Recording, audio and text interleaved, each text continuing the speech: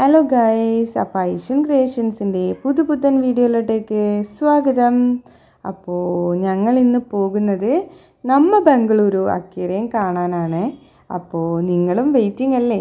അപ്പോൾ നമുക്ക് എല്ലാവർക്കും കൂടെ ഒരുമിച്ചങ്ങ് കണ്ടാലോ.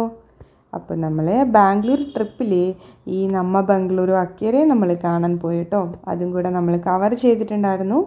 ഇത് വരുന്നത് നമ്മുടെ കബേൺ പാർക്കിൻ്റെ തൊട്ടടുത്ത് തന്നെയാണ് കേട്ടോ. ഇതിൻ്റെ പേര് നമ്മ ബംഗളൂരു അക്വേറിയം എന്നാണ്. ഒരുപാട് കാഴ്ചകൾ കാണാനുണ്ട്. അപ്പോൾ ഞങ്ങളും ഇവിടുന്ന് ടിക്കറ്റൊക്കെ എടുത്താണ് കേട്ടോ ഉള്ളിൽ കയറിയത്.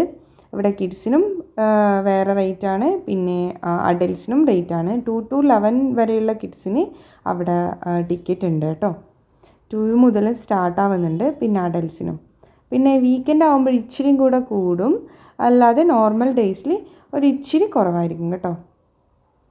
അപ്പോൾ ഗൈസ്, നിങ്ങൾ ബാംഗ്ലൂർ ട്രിപ്പൊക്കെ പ്ലാൻ ചെയ്യുന്നുണ്ടെങ്കിൽ എവിടെയും കൂടെ പോകാൻ മറക്കണ്ട കേട്ടോ. നമ്മ ബംഗളൂരു അക്വേറിയം ഒരു അടിപൊളി കാഴ്ച തന്നെയാണ് കേട്ടോ. അതിനുള്ളിൽ വിസ്മയ ലോകം തന്നെയാണ്. അപ്പോൾ കബേൺ പാർക്ക് ഇവിടെയൊക്കെ നിങ്ങൾക്ക് ഒരുമിച്ച് കവർ ചെയ്യാം കേട്ടോ, തൊട്ടടുത്ത സ്ഥലങ്ങളായതുകൊണ്ട്. അപ്പോൾ ഉള്ളിൽ കയറുമ്പോഴുള്ള കാഴ്ചയാണ് നിങ്ങൾ കാണുന്നത്. പിന്നെ ഞങ്ങളെല്ലാവരും കൂടെ ചേർന്നിട്ട് അങ്ങ് ഉള്ളിൽ കയറി കേട്ടോ.